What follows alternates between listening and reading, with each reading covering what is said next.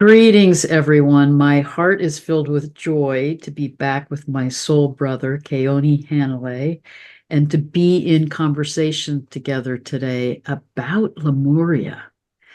So, before we get into that, let me just remind all of you about Ke'oni and some of what he's doing in the world in this time, and then we'll dive into the conversation. But thank you, my brother, for being back in this conversation again. Mahalo. Thank you, Heather, and thank you to this audience. It's always fun to play and explore with you. So, just to remind all of you, Keone is an amazing alchemist, healer, teacher, wisdom keeper of the ancient Mu and Lemurian wisdom dating back 18,000 years. He's also the founder of Pohala, Esoteric Hawaiian Botanical Medicine, and is, from my perspective, an extraordinary, not only wisdom keeper of that ancient wisdom, but a guide to us in how to weave that into who we are now and who we are becoming. And I think, my brother, you really show us how to embody some of these new energies of the Aquarian age. So thank you for sharing your wisdom with us. Oh, mahalo. It's my joy, my pleasure, and of course I speak on behalf of my lineage and my kupuna. And thank you so much for being an audience and receiving a lot of the information and the wisdom. And I really appreciate what you just shared there, Heather, because it's one thing to remember, it's another thing to allow that memory to also become livable. And I feel like that's the great transition that we get to have right now is everything that's coming in, all the memories. How can we also transfer and translate that as something that's livable for us right now? And embody it, Yes. not just think about it or conceive it, but really embody it in who we are and how we live our day-to-day lives. Yeah, beautifully said. Yes. So before we get into our conversation, you have a meditation to guide us in, which I think I, is a beautiful way to begin. I do. Yes. And, I just want to preface by saying, talking about Lemuria and Mu, as we say in my culture, Mu. Um, I feel that humanity, we're at even a very tender, a critical, but yet tender place where we're about to transfer something really huge and colossal into mainstream again. And that's Mu, Lemuria, and the teachings and the memories and the qualities. And so I first want to share when I speak into Lemuria and Mu, I am an authority, but I am not the authority. Mm. And it's important that I share this because a lot of you, I know, you're starting to remember. You have the memories. You have something you'd also like to share.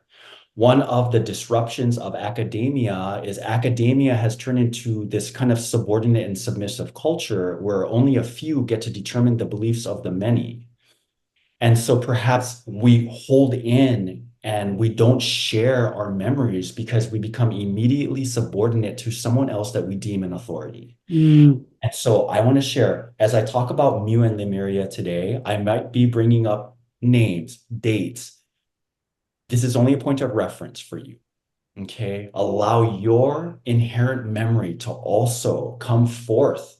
And remember that as you express and share your memory of Mu, of Lemuria, that it's also a contribution, a contribution. We get to exchange our memories because, like I'm sharing, we're at a pivotal and a tender place right now. We're about to transfer Mu and Lemuria into the mainstream again. So let's do this in a really responsible and generous way. I would love to guide us through a brief meditation so that we can reorient our internal masculine from the analytical back into the heart. As we share and exchange and remember the qualities of Lemuria, of Mu, it's based in our sensation. especially when we talk about the qualities, the spirit, the mechanics of love, which is such a colossal topic.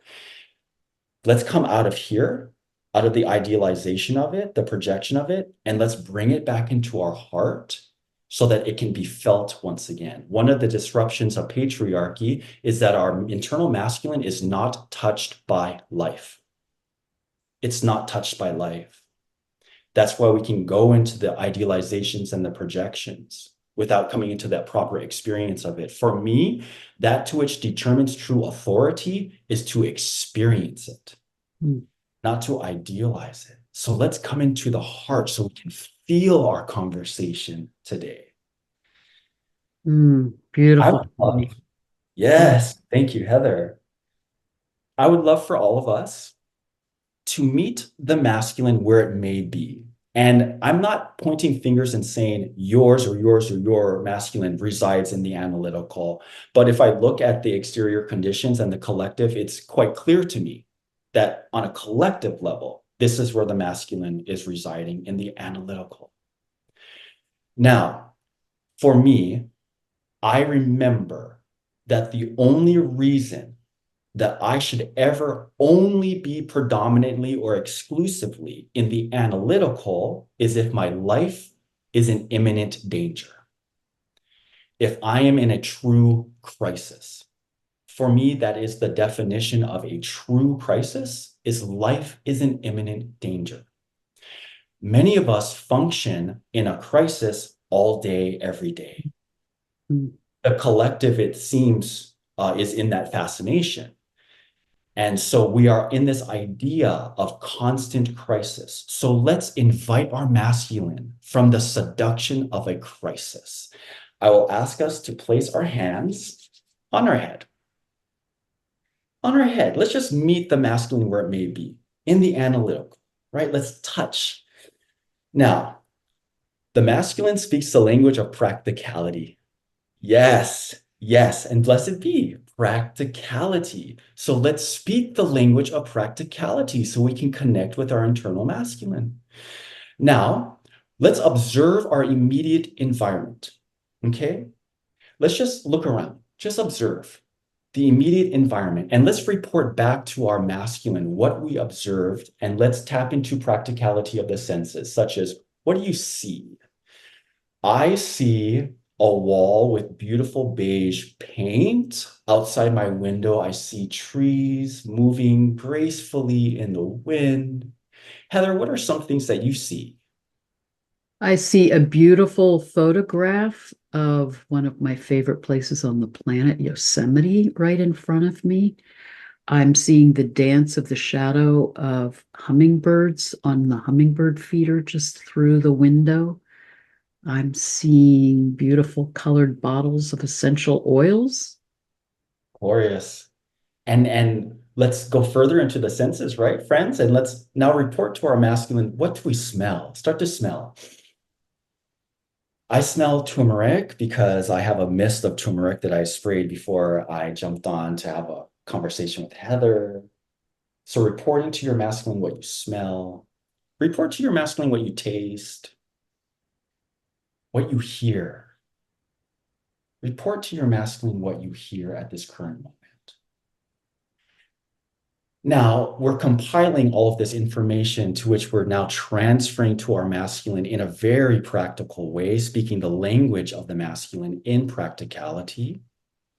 That to which we've observed and that to which we have reported to our masculine. Let's have an honest conversation with our masculine at this moment. Everything to which I have provided as proof of our current experience. Is our life in imminent danger? Are we experiencing a crisis? I'm not. Why am I in crisis? Why am I in crisis? This is where the masculine finally gets to discern that although I am experiencing discomfort or inconvenience, that is not a crisis. That is not a crisis. I give my masculine permission to drop. Let's start tapping the top of the head. Tap, tap, and offer the instruction to our masculine. Drop, drop, drop, drop. drop. And like an invisible cord, let's support the masculine, pull down from the analytical into the heart, and plant, plant, plant, plant. Reorienting the sacred masculine in the throne of the masculine, which is the pu'uvai, the heart space. Reoriented in the throne of the masculine, the divine masculine, I offer the mantra, Pa vale pu'uvai. I open my heart wider. In my heart, I open my heart wider. I further support my masculine by coming into recognition and support that perhaps we were in the analytical because you just needed a project. And so I make a clarification with my masculine. The longevity of quality of life, there's your project. Now, please create a result of that. Thank you, and I love you. Mm. Take a deep inhale through the nose. Hold for 5, 4, 3, 2, 1. Exhale to the mouth. Let the hands drop to your sides, into your lap. Feel the grounding of the masculine, ever so close to the throne of the feminine in that womb space, that sacral.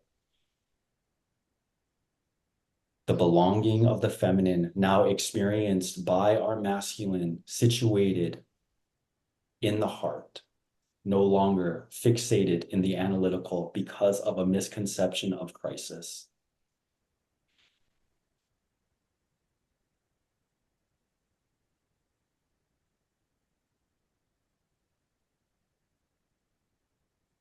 Mahalo. Mm. Powerful, Ke'oni. And, this is where I personally experience one of the great qualities of the divine masculine for me is mirth and merriment. I feel like my masculine is the comedian. And when I'm out of the analytical, right, needing to project, needing to defend myself from imaginary crisis, I'm finally relaxed into my mirth and my merriment. I come into the enjoyment of my life and the interest of enjoyment of my life. That brings me ever so close to my unihipili, my feminine, who is also in that interest as well, in the enjoyment of life. Out of crisis into joy. Yes, yes, yes. Beautiful. And it helps us, and joy is about connecting to the moment and being able to be in. I mean, you've got the greatest laugh, Ke'oni, and it's just so draws in connection. Yeah. Disconnection. Yeah. Well, laughter is certainly one access point, but I invite the audience to also just consider, like, how can you allow yourself to be approachable and friendly so that we can interact and engage with one another in a non-threatening way. And prior to us coming into this recording, Heather and I were talking about, and I brought up one of the fascinations of patriarchy, which is competition culture. And that's one of the motivations and motivators of how many of us show up in the world. And I speak on, an example. I was also fascinated with needing to compete in order to feel as if I belong. And then I perhaps was not as approachable and friendly. So really cultivating a space where we can all allow ourselves to be as approachable and friendly as possible so we can exchange once again. Well, and as you and I were talking about, Ke'oni, for me, that integration is also about coming back into right relationship and coming out of not only competition, but disconnection, to being in right relationship with ourselves so that we can be in relationship with each other and in relationship with all the life around us. Yeah, that what you just shared, Heather, is what I would define as confidence, is to be in right relation. Confidence, when one is confident, of course, I would love to show up and share. I'd love to receive. That's where an exchange can happen with true integrity, is that kind of confidence, but comes in right relation, especially because you just internally, right, feel so incredibly supported. There's no real deprivation or depravity that exists here, which allows us to show up fully when there is no deprivation or depravity that's found internally. And it brings us back into harmony. Yeah. And part of what we were talking about that I'm sure we're going to get into is the different vibrational energies of Lemuria versus the times that we're in. And we need to be dropping into these energies that are about harmony, love coming from the heart to open to those energies.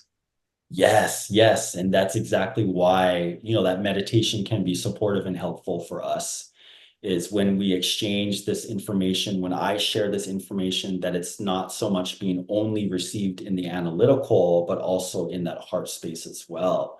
And thus we can feel what we're sharing.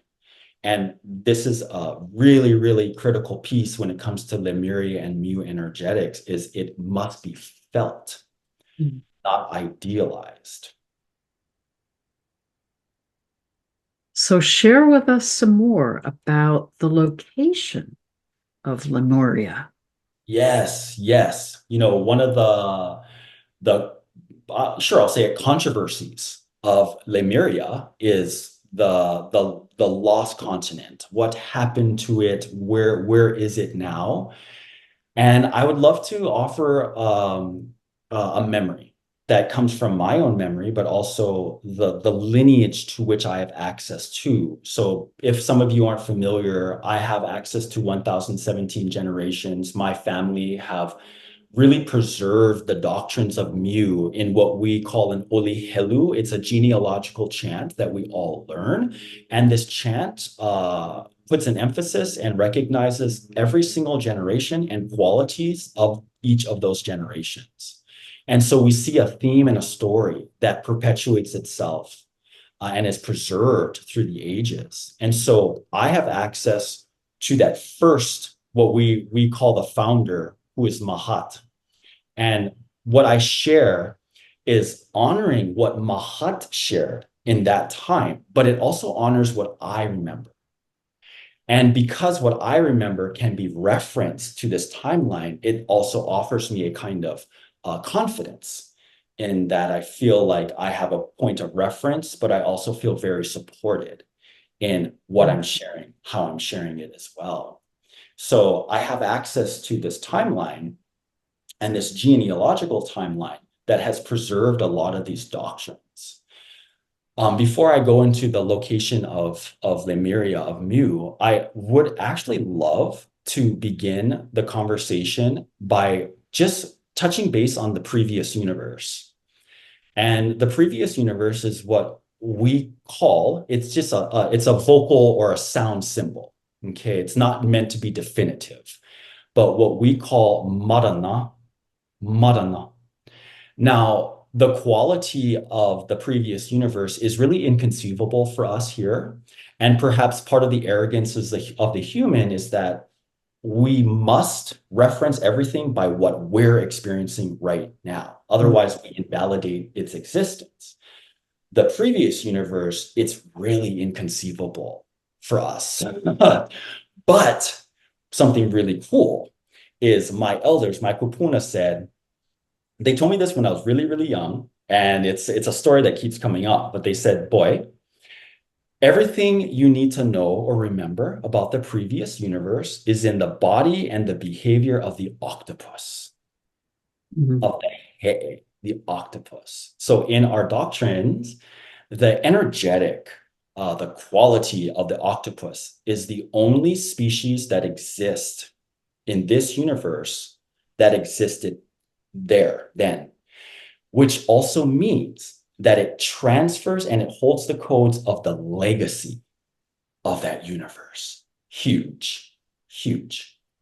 So when I feel into the body and the behavior of an octopus, really what comes to me is electricity. Mm. It's an electrical being, and even its blood, right? Its blood is blue because it's comprised of copper. Copper is one of the greatest electrical conductivity, is copper. And then, of course, we could go into like a grand conversation about just how incredible the octopus is. 3 hearts. The center of the octopus behaves as a triangle, as a pyramid. And then it also has 9 brains. It has 8 brains that are informed by a nucleus brain. And then that can also speak into its circuitry and its voltage and how it can distribute itself with all those tentacles as antennas. So if we were to go, right, Heather, deep into the conversation about the body and the behavior, just like my kupuna said, it all comes back to electricity, which tells us that the legacy of the previous universe, something that is actually incomprehensible to us now, but what we can comprehend in this universe is that it's the legacy of electricity. Electricity only exists in this universe because the octopus, properly transferred that legacy into this universe. But this now opens up the question, and the exciting question, oh, we have a legacy. This universe has a legacy. What is that? I feel like many of us are feeling that already, right? We already questioned that, right? And like, did love come up for everyone? Love kind of bubbled up, right? Like love. And the reason why this is also supported by electricity, because feel it like this. Electricity, that legacy was informed by something else. And it's really none of our business, right? Hey, the octopus accomplished that transference. It's none of our business. We don't need to go all the way back to that. Okay. But they were informed by something else. We're informed by electricity. So electricity gets to complement something. Now, feel into our emotions. For you and I, as organic human beings, for all the species, right? The greatest stimulant and stimulus of our electrical experience is our emotions. Mm. That's how we experience electricity in this form. And so the legacy of the previous universe exists within us right now by the sensation and the feeling and the output of our emotions. I work in a medicine, prehistoric medicine called Pua Ehu Ehu, and it's fern medicine. And fern medicine is a medicine where our emotions, or the voltage of the emotions, are coded in the spores of the ferns. Okay. And each fern, we have 103 native Hawaiian ferns that correlate to 103 human emotions. And the most common question I get is, what is the fern of love? If I want to work with that fern, right? That's the fern I want to put on my altar, is the fern of love. And my response is always very anticlimactic. And that is, there is no fern of love, because love is a culmination of all the emotions. Mm. Feel it like this. Love is so colossal, a world of form cannot hold it. When we come into the fluency of love, the animate world will collapse. Some people call that transcendence, transfiguration, ascension. And so we get to come into a fluency of our emotional experience, so we can finally come into absolute fluency of love, which will collapse the animate world. That's a proper and clean transference, transfiguration, ascension. And I'm bringing all of this up, Heather, so that I can set up the sophistication of how this has culminated to Mu and Lemuria and the purpose of Lemuria here on this planet for us. So shall I go forward?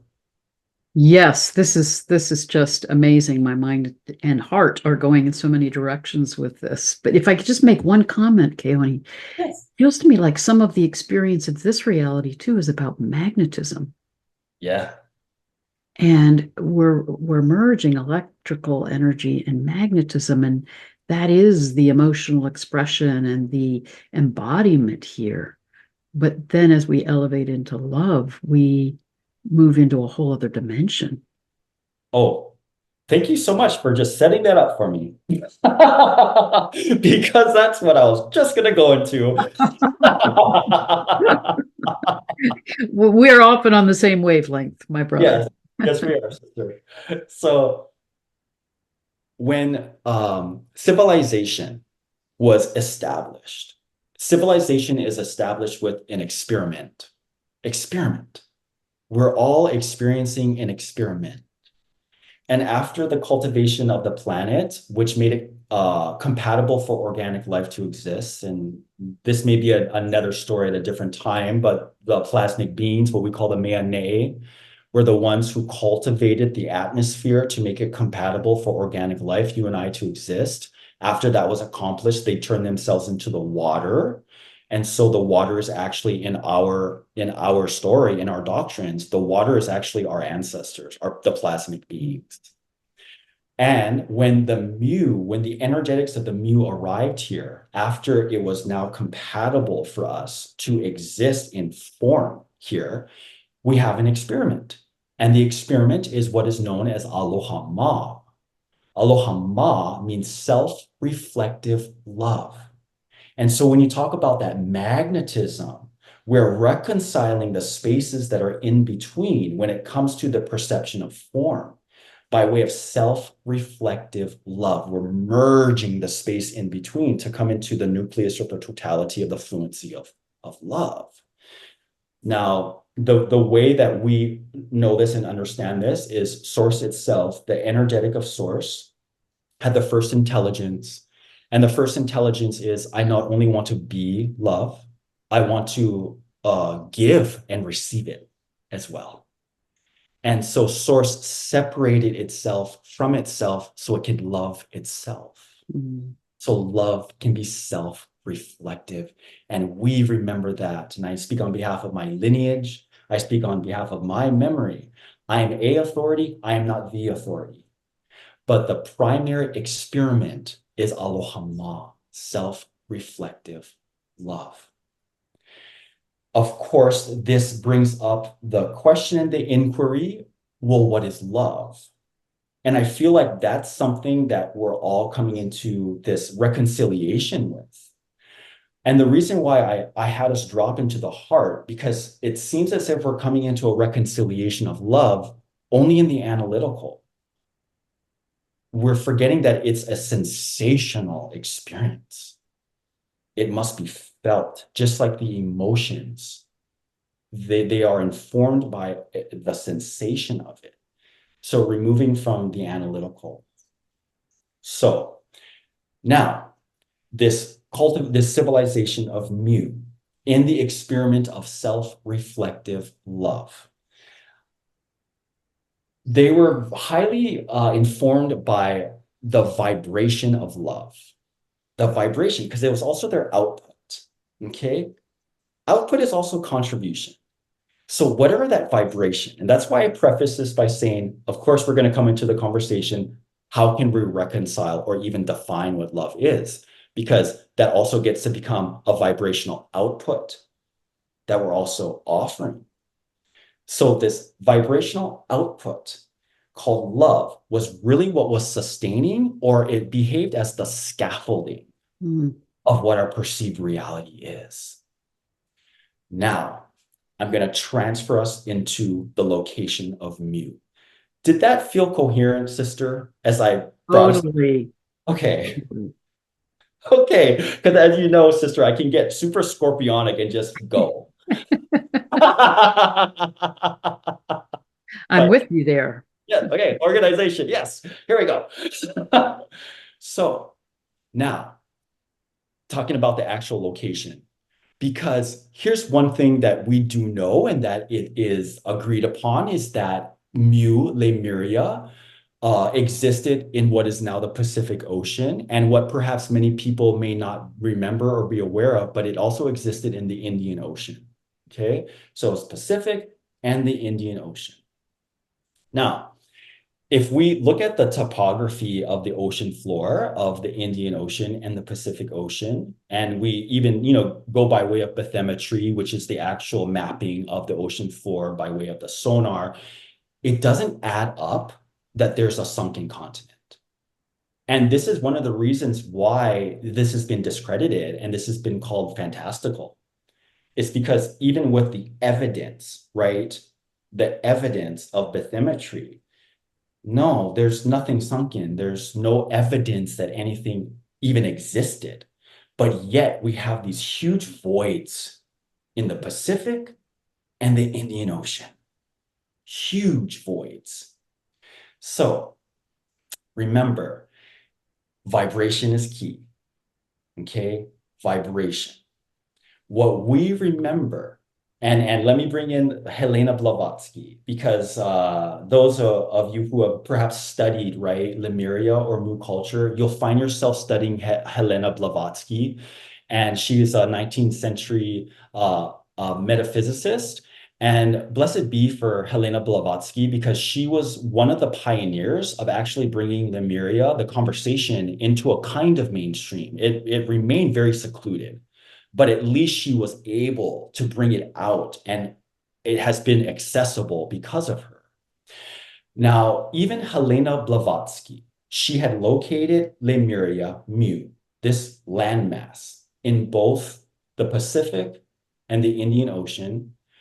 Helena Blavatsky herself never said it sunk, though. The word she used is disappeared. It disappeared.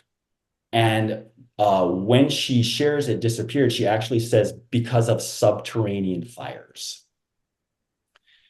Now, I'll get back to that, subterranean fires, because that's huge, but it disappeared.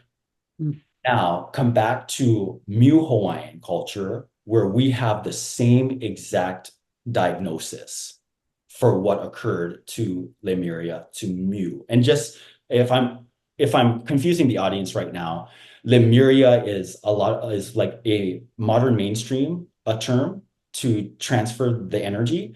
In my doctrines, it's referred to as Mu, M-U, but it's the same thing, okay?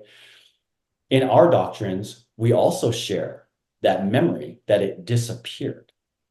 And it disappeared because you and I, somehow, humanity, transitioned from a vibration of love into a vibration of fear. Mm-hmm. And in that transition, and this greatly defined the Atlantean timeline, by the way, but in this transition, what happened is we were no longer an energetic match to the actual form of Lemuria and Mu, and so it vanished. It vanished.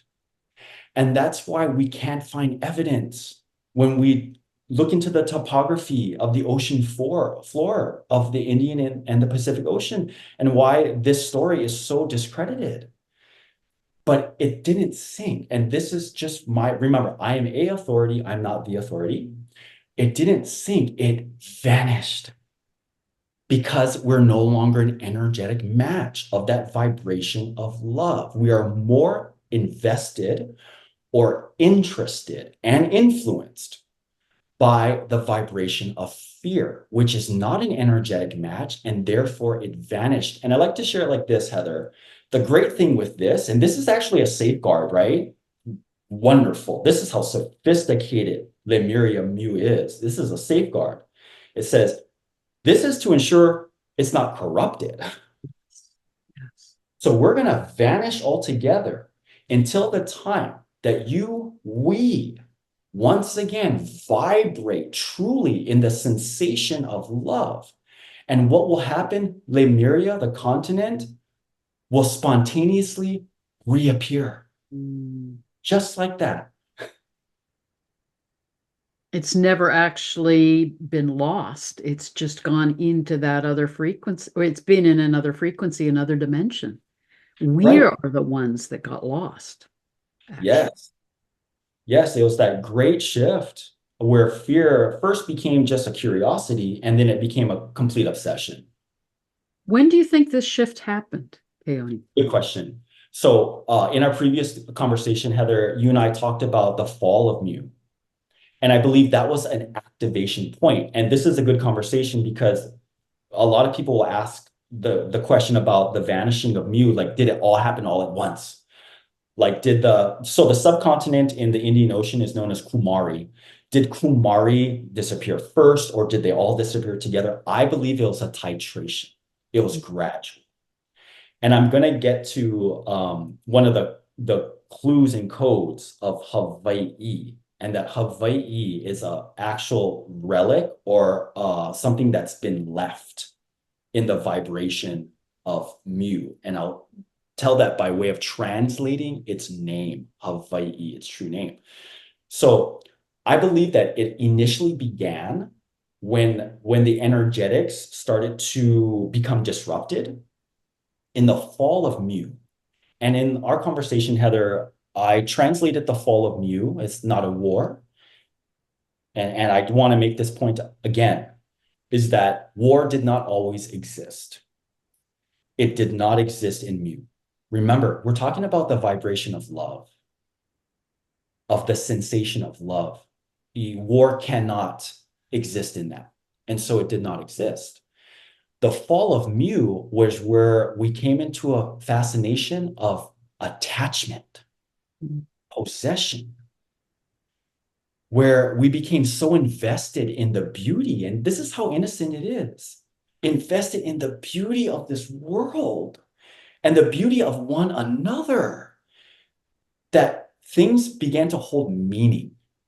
And that meaning slowly transitioned into possession.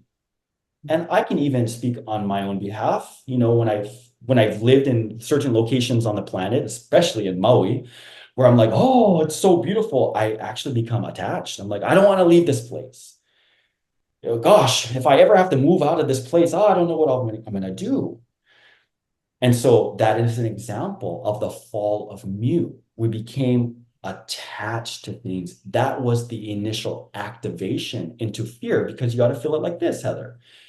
If I, one of the consequences of being disrupted of my attachment is a fear of being severed from that. Mm. And so that was the initial stages. And I feel as we trickle into the Atlantean timeline, that's where the profanity really comes out. We're talking about greed, hierarchy, competition, how to outdo one another, how to manipulate one another, coming into even the fascinations with slavery, coming into that Atlantean timeline, which ultimately resulted in a cataclysm, which in itself was purposed for a cleansing, a Yeah. kind of cleansing. Yeah. So fear leads into that need for control in order to have the illusion of security. But it's, and then it just keeps distorting us and disconnecting us and putting us in that lower vibration. Yes, yes, and it's become an addiction. Yeah. And then the profanity of that addiction is it really also defines how many of us perceive how we belong. And that's And what why, life is about. We think that is reality. right. And so, you know, we've strayed so far from this actual vibration of love that why are we so surprised that we can't see, we can't access this continent of Lemuria? And I want to come into Hawaii and the translation of Hawaii, because this speaks volumes into what I was just sharing about the vanishing of Lemuria and Mu. And so we truly believe that Hawaii, and this is many people around the world, believe that Hawaii is a remnant. You know, if there is a titration of evaporation of the continent, Hawaii is the last vestige. And so, you know, many people who come to Hawaii, they have these very profound experiences, the spontaneous awakening, spontaneous experiences, right? coming into reorientation into love. But of course, that oftentimes comes by way of experiencing incredible tumult, discomfort, and inconvenience because so much needs to be reconciled. So you can be reunited once again with that energetic of love. In other words, like, what's all the distractions? Mm. What's distracting me from my access to experience the sensation of love so that I can also offer it as an output? Remember, voltage. We're talking about electricity here. So Hawaii, the name Hawaii, it's still mysterious, the etymology. We don't know where it came from. We have all these different myths and it's contended, like, where did this come from? Hawaii. It sort of just landed. It's like it was a relic that we're like, oh yes, that's what it is. Meaning no one really named it. It was just always there, Hawaii. So we have something in my language called the ka'avale. And the ka'avale is where we dissect a word so that we can locate how the word is embodied. And this is one of how sophisticated the Hawaiian language is, the Mu language, is because we don't just offer words. Coded in the words are instructions on how to embody that word. Mm. And so, of course, okay, let's go into the ka'avale of Hawaii. So we're going to break it up in three portions. Ha, va, and i. Mm. So first we have ha. Ha means breath, H-A. Okay, it means breath. And this could suggest life force. Ha. Okay. Second, we have va. Now, we pronounce oftentimes, not all the time, but oftentimes we pronounce W's as V's. And that's why many of us will say Hawaii, Hawaii. And just for the audience, it's always 3 syllables. Hawaii. That's how you properly say it, Hawaii. So va translates as age, epic, timeline, va. And then the third is ii. I, glottal stop, I, ii. And that translates as vibrato, vibrato. It's commonly found in chants. We have the ii chanting of the vibrato of our vocal cord, the ii. So now we take all of those, we're going to make a translation, and it translates as existing because of vibration. Mm. And so coded in Hawaii is truly where Lemuria and Mu is. It exists because of vibration. And, this is even confirmed. My kupuna, my elders would say, we Hawaiian people, we will not die, but we may vanish. And it almost feels, as I'm listening to you, Ke'oni, that was an act of love from you to leave this remnant, to remind us of what we're capable of, to keep that seed in our collective consciousness, to eventually call us back home. Mm-hmm. And it feels like maybe because there is this increasing interest in Lemuria, Mu, it is because we're feeling that call to be changing our vibration and moving out of fear back into love.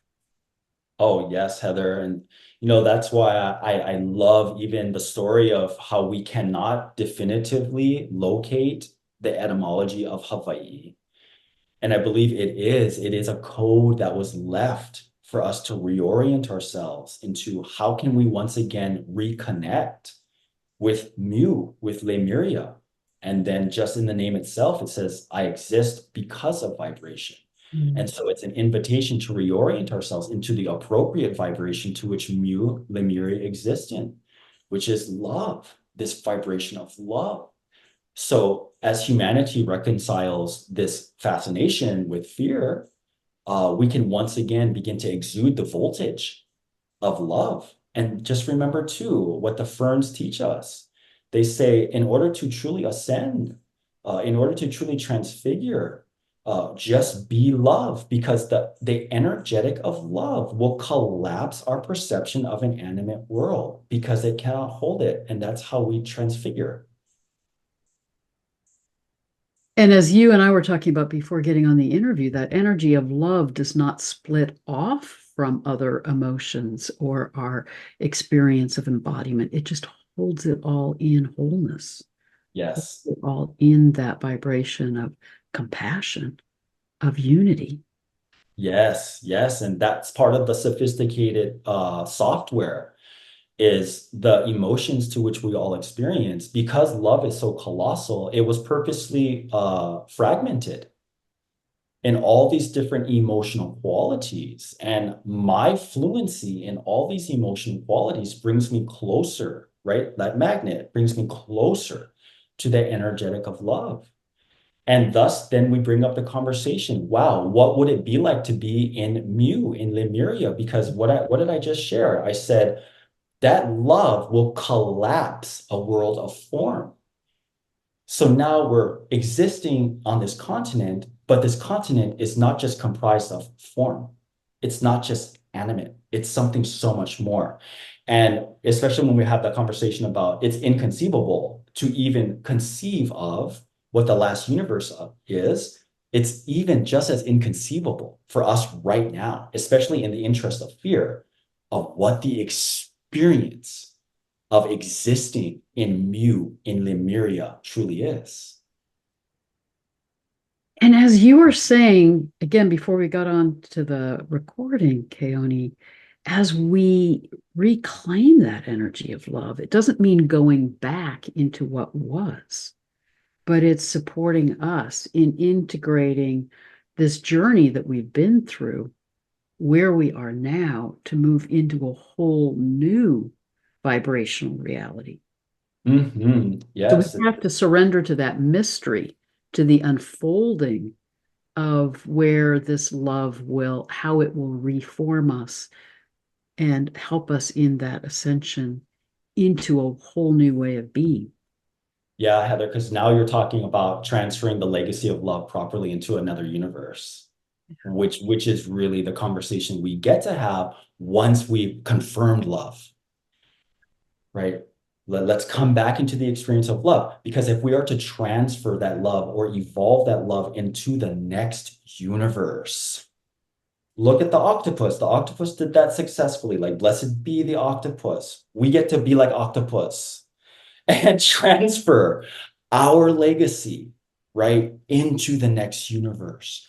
And remember, this is a succession of legacies that occurred since the demiurge.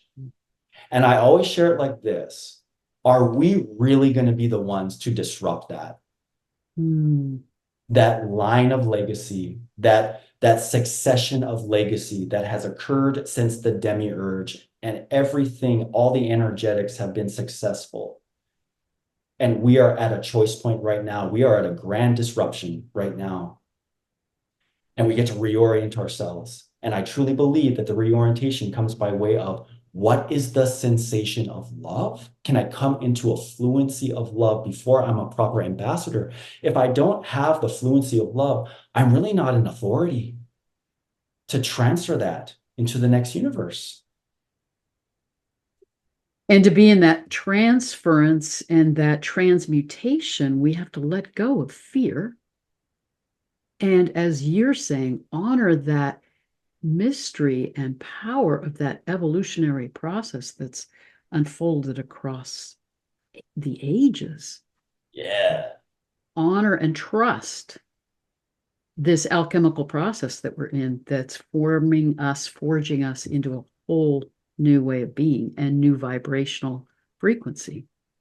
Most certainly. And it's simultaneously asking us to integrate and reconcile that primary disruption that brought us into fear, which is attachment.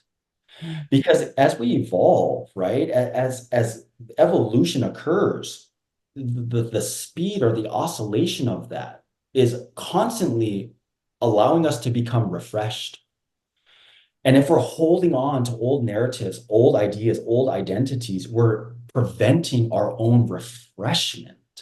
Mm. And so this is also an invitation for all of us to reconcile that activator of fear, which is possession. And once again, I'm an authority. I'm not the authority.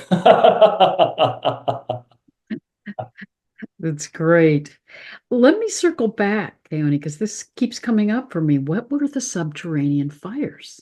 Thank you. Yes. So the subterranean fires.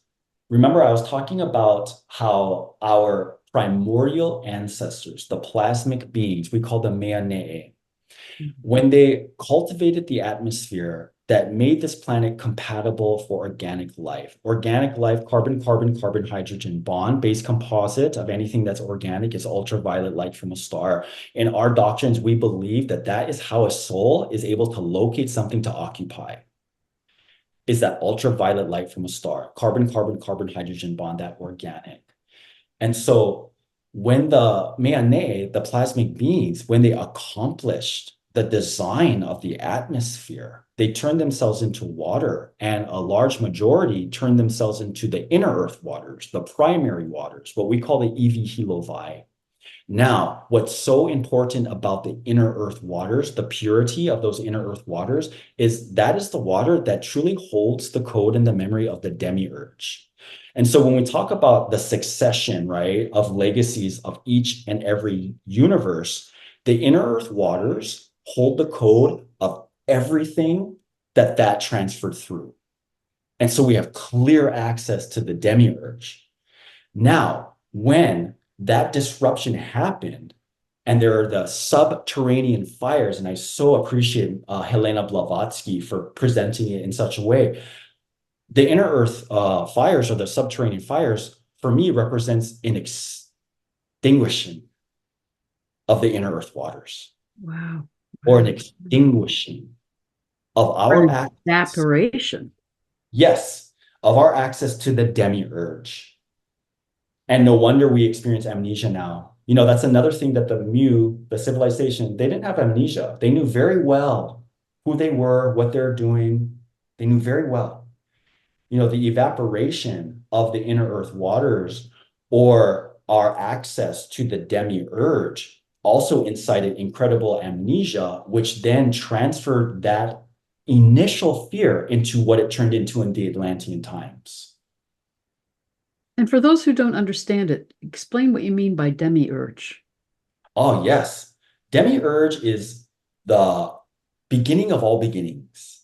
It's the nucleus to which informs everything, everything. And it's really the reconciliation of any and all confusion.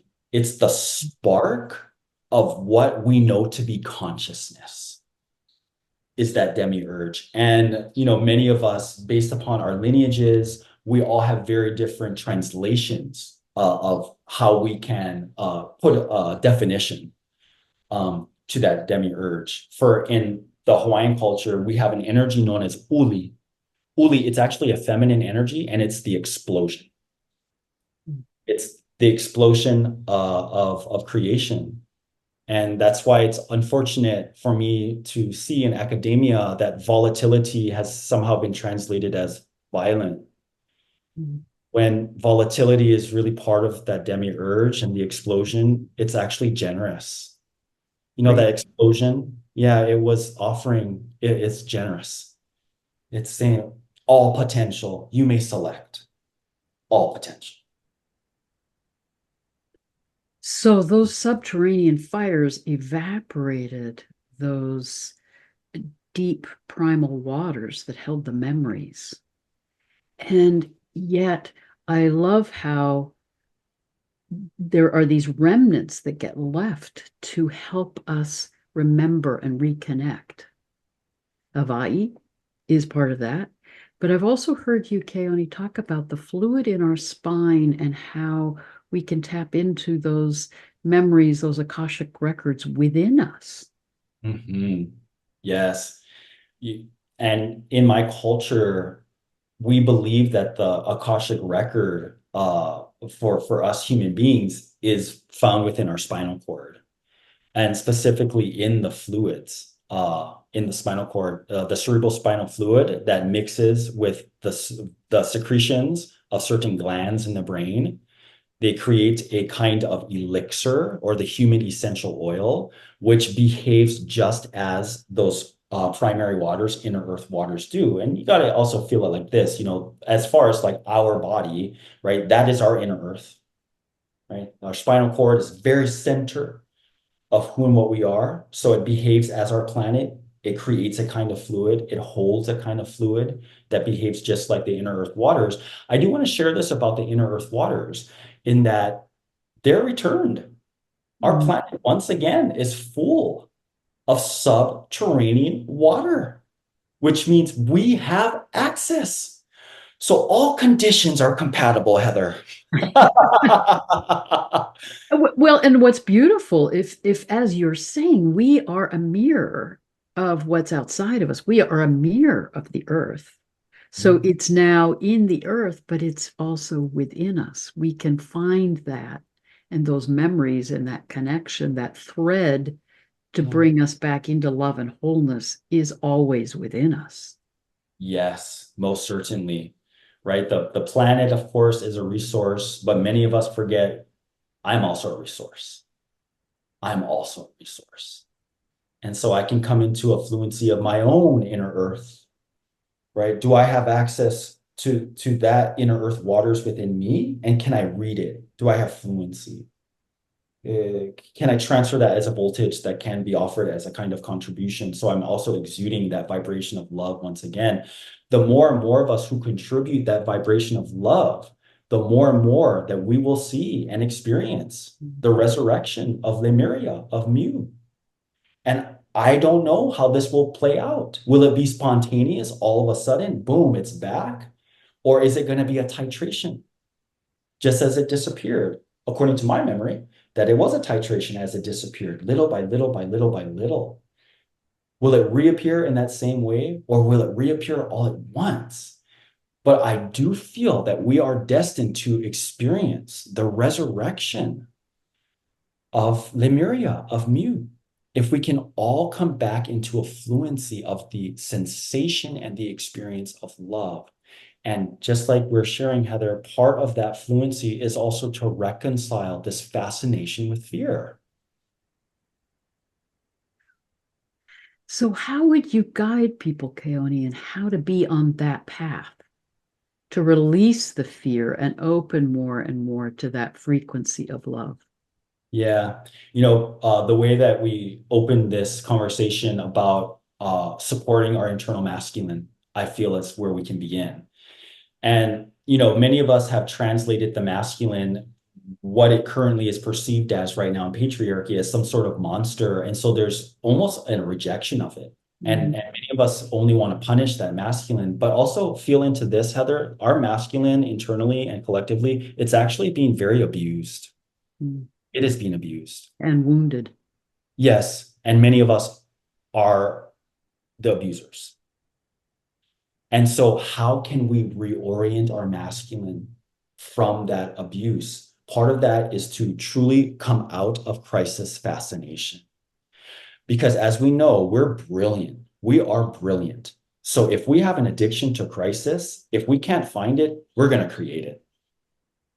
And so a lot of the disruptions in our planet right now is actually non-essential crisis that we are creating because we are addicted. And so dropping the masculine from the analytical, inviting the masculine home back into the heart space. It's ever so close now to the unihipili, to the feminine. Now we can truly begin to experience the qualities of the feminine, which has a lot to do with autonomy, safety, belonging. Coming back into that. Like I shared in that meditation, when I do that with myself, Heather, I will drop. I'm like, wow, I am in a thrill right now, right? Like drop. I'm like, wow, I translate every inconvenience and every discomfort as a crisis. No wonder I'm so disconnected. No wonder I'm so exhausted. So once again, discerning what a true crisis is. For me, a true crisis means life is in imminent danger. And I'll invite the audience to make that discernment for themselves, but truly clarify that. What is a true crisis? And then we'll come into recognition like, oh, I'm actually experiencing a lot of inconveniences and discomforts. The great thing with inconveniences and discomforts is, well, what's the solution? What's the solution? And if I'm not in a sense of crisis, I can cultivate solutions that actually have quality and longevity. Crisis, I'm only going to access the bare minimum because I have to react. I have to react. Bringing ourselves back into the heart, this is where the masculine goes from being an engineer into an artist. Now the solutions are comprised of artistry. And we can finally come into quality. And just like I was sharing, one of my memories and my experiences now of my internal masculine is mirth and merriment. Mirth. I love that. And it feels too, Ke'oni, like you're saying, when we come back into the heart, and yet when we're caught in fear, we're often perseverating about something from the past, or we're projecting that danger into the future. We're not in the present moment.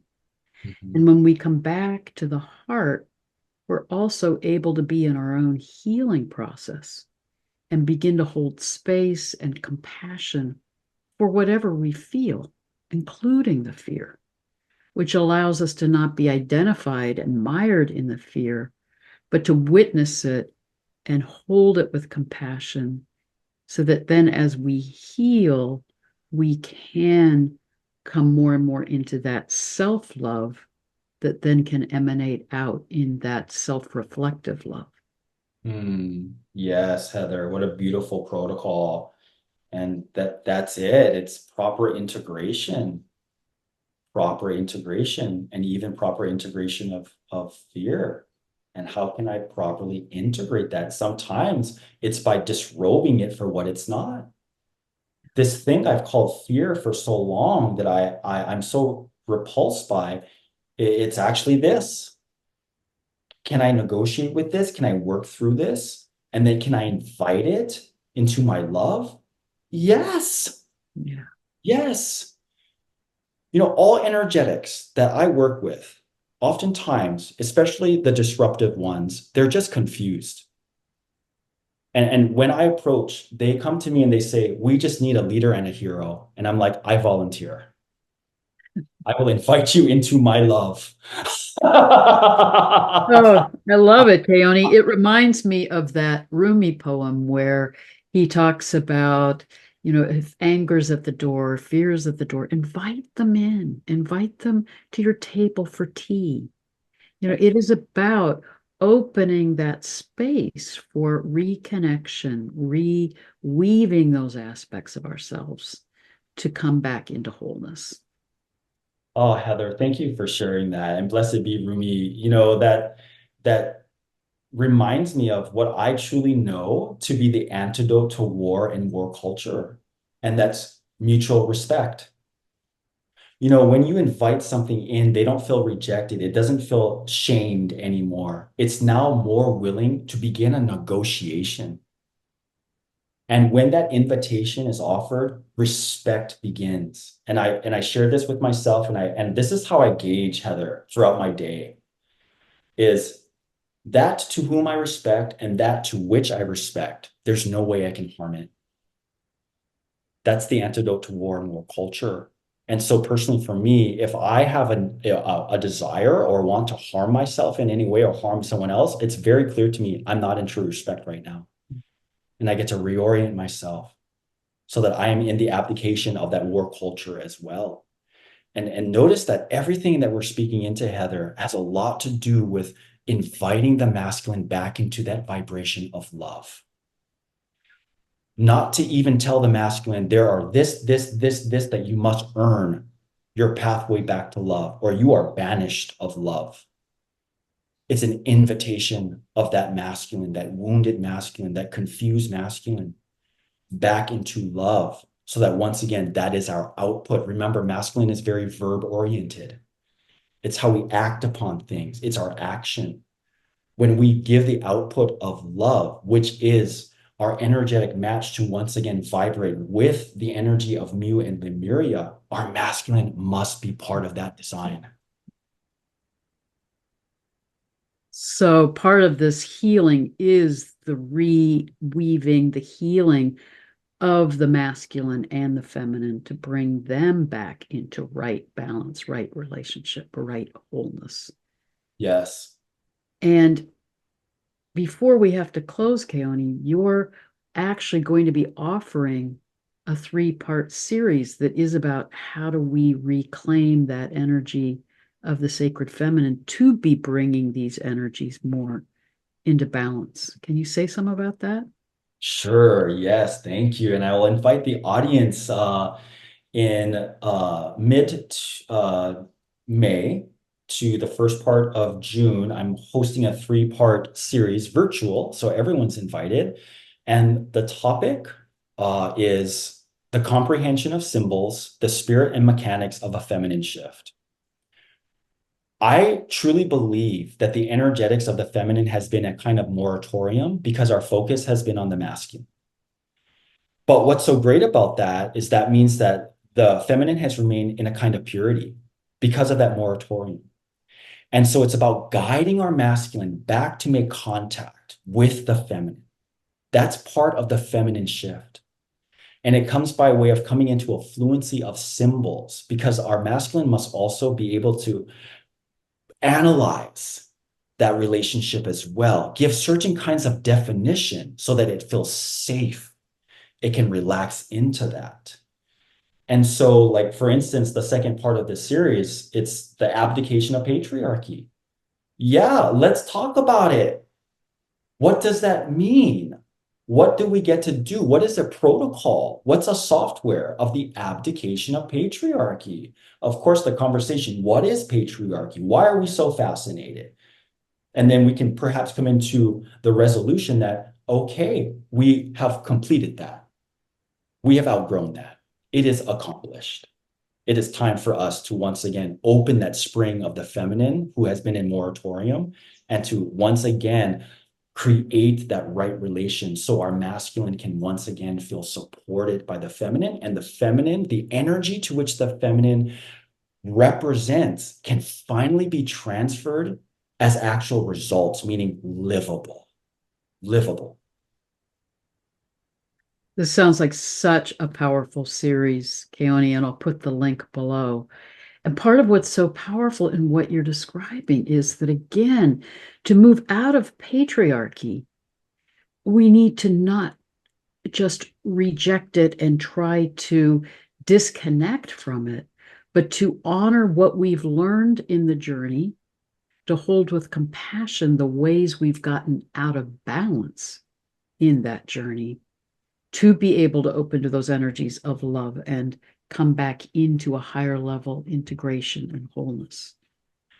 Oh, thank you, Heather, because you just really offered relief to my own masculine. Because the way that you shared that is, we're just sharing with the masculine. All you need to do is just become available. Just be available for love and let us support you in reorienting into that. Mm-hmm. Mm-hmm.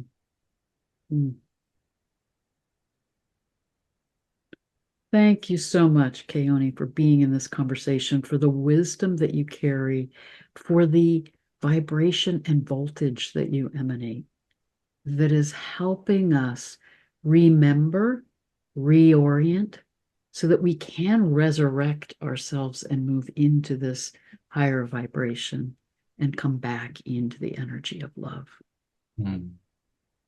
Mahalo, mahalo, sister, and mahalo to all of us. And I just want to share once again, I know, I feel deeply that we're all coming into true recognition of this energetic known as Lemuria of Mu. And once again, we're at a critical and a tender point right now of its proper transference into our sphere of awareness.